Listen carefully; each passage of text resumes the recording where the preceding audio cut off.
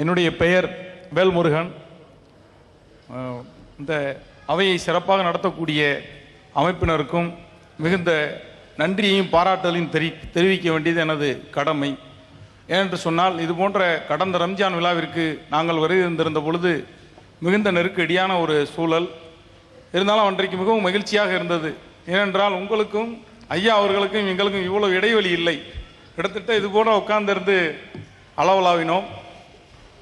அந்த நிகழ்ச்சியின் இறுதியிலே உணவருந்த செல்லும் பொழுது நம்முடைய சகோதரர்கள் உணவருந்துவதற்கு முன்கூட்டி செல்ல வேண்டாம், மாற்று மதங்களை சேர்ந்த சகோதரர்கள் அமைப்பை சேர்ந்தவர்கள் வந்திருக்கிறார்கள், அவர்களுக்கு இடம் வேண்டும் என்று சொல்லி மிகுந்த அந்த மனிதநேயத்தை காத்தீர்கள்.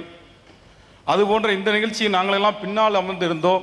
கேள்வி கேட்கக்கூடிய வாய்ப்பு நமக்கு கிட்டுமா என்கின்ற ஐயப்பாடு இருந்த நிலையில் நம்மளுடைய சகோதரர்களெல்லாம் எழுந்து இடமளிக்க வேண்டும் என்று சொன்னது எங்களது நெஞ்ச கிடங்கில் நீங்கா இடம் பெற்றிருக்கிறது.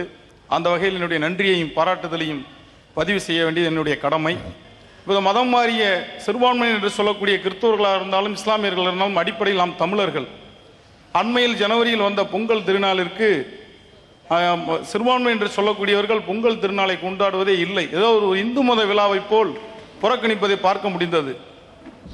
அந்த நிகழ்ச்சி முதலில் தமிழர்களுக்கு இன்று இருக்கக்கூடிய பண்பாட்டு படையெடுப்பால் சிக்கி தவிக்காமல் தமிழர்களுக்கு இன்று இருக்கக்கூடிய மிஞ்சி இருக்கக்கூடிய ஒரே விழா பொங்கல் திருநாள். அதில் எந்த ஒரு மதமும் சொந்தம் கொண்டாட முடியாத உழைப்புக்கு நன்றி காட்டக்கூடிய விழா. அந்த விழாவை குறிப்பாக இஸ்லாமியர்களும் மற்ற கிறிஸ்தவர்களும் நாம் கொண்டாடி அது தமிழர் விழா என்று காப்பாற்ற வேண்டிய பொறுப்பு நம்மிடம் இருக்கிறது. ஏனென்றால் அது சங்கரானந்த விழா அப்படி இப்படி என்று பல பேர் சுட்டி அதை ஒரு மத பண்டிகையாக ஆக்க கடுமையான முயற்சி நடந்து கொண்டிருக்கிறது. அதில் வெற்றி பெறுவதற்காக இது செய்ய வேண்டியது நம்முடைய கடமை. அந்த வகையில் இஸ்லாத்திலோ குர்ஆனிலோ அது வலியுறுத்தப்படாவிட்டாலும் உங்கள் அமைப்பின் சார்பாக பொங்கல் திருநாளை அனைவரும் கொண்டாடுவதற்கு நீங்கள் வலியுறுத்த வேண்டும். பொங்கல் என்பது ஒரு தமிழர்களுடைய திருநாள். அதை ஏன் முஸ்லீம்களும் கிறிஸ்தவர்களும் கொண்டாடுறது இல்லை அப்படின்னு சொன்னாங்க. அதில் அதாவது தமிழர் திருநாள் என்று சொல்லி, இப்போ உதாரணமாக அந்த நான் தமிழுக்கு எதிரினுமா நீங்கள் நினச்சிடக்கூடாது. சில விஷயங்களை சொல்லும் பொழுது இப்போ அந்த உடை இருக்குன்னு வைங்களேன், இந்த உடையில் என்ன செய்வோம்னா தமிழருக்குன்னு ஒரு உடையை நம்ம சொல்லிக்கிடுவோம். இது தமிழன் உடை, இது தான் உடுத்தணும், வேஷ்டி கட்டணும், இது தமிழன் உடைன்னு சொல்லுவோம். அந்த உடைகளில் எல்லாம் இப்படியெல்லாம் பேதம் பார்க்கக்கூடாது என்பது இஸ்லாத்தின் நிலைப்பாடு. உடை என்பது அவனுடைய உடல் அமைப்புக்கு எது நல்லா இருக்குதோ அது அதை அணிந்து கொள்ளலாம். ஒரு முஸ்லீமுக்குன்னு இந்த உடையை இஸ்லாத்தில் கிடையாது. இஸ்லாம் சொல்லி தரேன், முஸ்லீமுக்குன்னு உடை லுங்கினா முஸ்லீம் சொல்லி வழங்கி வச்சிருப்பாங்க, அப்படிலாம் கிடையாது. பேண்ட்டும் முஸ்லீம் போடலாம், வேஷ்டியும் கட்டிக்கிறலாம். என்ன என்று சொன்னால் மறைக்க வேண்டிய பகுதியில் ஒழுங்காக மறைக்கணும், அதான் கண்டிஷனை தவிர மற்றபடி உடையில் பெருசாக ஒன்று பட்டு ஆடை அணியக்கூடாது ஆண்கள். இது ஒரு கண்டிஷன் இருக்குது. காவி கலர் நிறத்தை தவிர்த்து கொள்ளுங்கள். இந்த 3 கண்டிஷனை தவிர உடையில் எந்த கண்டிஷனும் கிடையாது. இதில் உடையில் இப்படி ஒரு கலாச்சாரம் இதை தான் அணியணும்னு சொன்னால், ஒருவருக்கு வேஷ்டி வசதியாக இருந்தால் அதை அணிந்து கொள்வார். நடக்கும்போது காற்றுல பிறந்து எல்லாம் தெரியுதுன்னு நினைச்சாரே ஆனால் அவர் லுங்கி போட்டுக்கிடுவார். அல்லது நடக்கிறது ஓடுறது ஆடுறதுக்கெல்லாம் பேண்ட்டு தான் வசதியாக இருக்குன்னு நினைச்சாருன்னு சொன்னால் அதை அணிந்து கொள்வார். இதில் எல்லாம் நம்ம ஒரு கலாச்சாரம் என்ற பெயரில் சில வசதிகளை நம்ம இழந்துடக்கூடாது. சில வசதிகளை நம்ம மாட்டு வண்டியில் போகிறதா நம்ம கலாச்சாரம் நம்ம எடுத்துக்கிற மாட்டேங்கிறோம். அதில் வரக்கூடிய எத்தனை முன்னேற்றங்களை பயன்படுத்திக்கிறோம். அதனால் உடையிலையும் இதை விட புதுமையான உடைகள் வறுமையானால் பயன்படுத்தி கொள்ளலாம். அதே மாதிரி தான் ஒரு கலாச்சார விழான்னு எடுக்கணும்னு வைங்களேன். இந்த விழாவில் கூட நம்ம தமிழ்நாட்டில் தொடர்ந்து நடக்குதுங்கிற ஒரு காரணத்தினால அதை நம்ம செய்யணும்னு யாரையும் சொல்லக்கூடாது. நம்ம என்ன நினைக்கிறோம்னு கேட்டால், ஒவ்வொரு மனுஷன்ட்டையும் உள்ள ஒரு குறுகிய என்ன தெரியுமா, இப்போ நம்ம அப்பம்பாட்டம் எதை செய்கிறார்களோ அதை நம்ம செய்யணும். நம்முடைய அது அப்போ யார் என்று தீர்மானிக்கிறதா வித்தியாசப்படுவாங்க.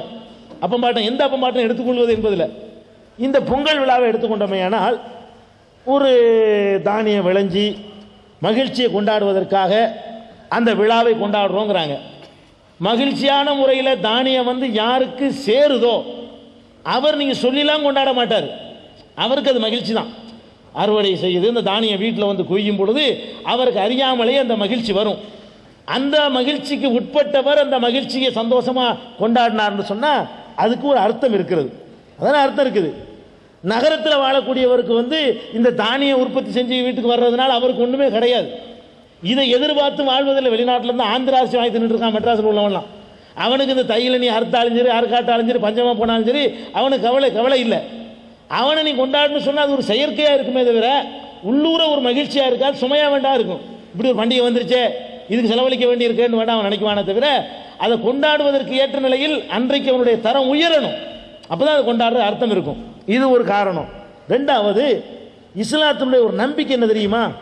அடிப்படையான நம்பிக்கை, எந்த நேரத்திலையும் பகுத்தறிவை இழந்துடக்கூடாது. எந்த நேரத்திலையும் மனிதனை விட இன்னொன்றை மேம்பட்டதை நினைக்கக்கூடாது.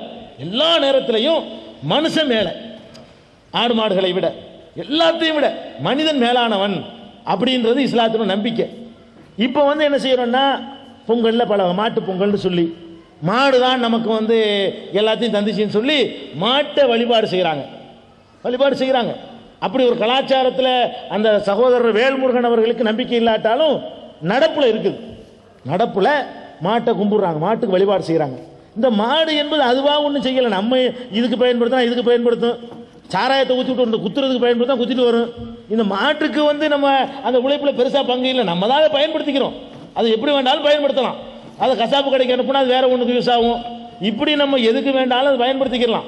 நம்ம பயன்படுத்தி நம்ம விவசாயம் பண்ணியிருக்கும் பொழுது மாட்டுக்கு ஒன்று, அந்த பானைக்கு படையல், அந்த பானைக்கு பூஜை, இதெல்லாம் செய்யும் பொழுது ஒரு கடவுள் வழிபாடு மாதிரியான ஒரு தோற்றம் உண்டாயிருந்ததில்ல. பானைக்கு பூஜை செய்கிறாங்க, பானைங்கிறது நம்ம செஞ்சது, அதுக்கு சில கோலங்களை போட்டோன்னே அதுக்கு ஒரு கடவுள் தன்மை, புனிதத்தன்மை வந்துடுது, மாட்டுக்கு புனிதத்தன்மை வந்துடுது. இப்படியெல்லாம் சில வேற அவங்க சொல்ல மாதிரியான இஸ்லாத்துக்கு விரோதமான நம்பிக்கைகள் நுழைஞ்சிருச்சு. ஒரு காலத்தில் அந்த தானியம் வீட்டுக்கு சேருதுங்கிற மகிழ்ச்சி மட்டும் பிரதிபலிக்கிற நாளாக அது இருந்திருக்கலாம். அந்த நிலைமைக்கு நீங்க கொண்டு வாங்க. அதை இந்த நம்பிக்கைகள்லாம் இல்லாம பியூரா ஒரு மகிழ்ச்சியை கொண்டாடக்கூடிய நாள் கொண்டு வந்தால் அதுல ஒன்றும் யாருக்கும் ஆட்சேபனை கிடையாது. இது அதை கும்பிடக்கூடிய, வழிபடக்கூடிய, பல தெய்வ வணக்கத்தை உண்டாக்கக்கூடிய வகையில் போகும் பொழுது அதுல இஸ்லாம் ஒதுங்கி நிற்க வேண்டிய நிலைமைக்கு தள்ளப்படுது. அதான் காரணம், வேற ஒன்று காழ்ப்புலாம் கிடையாது.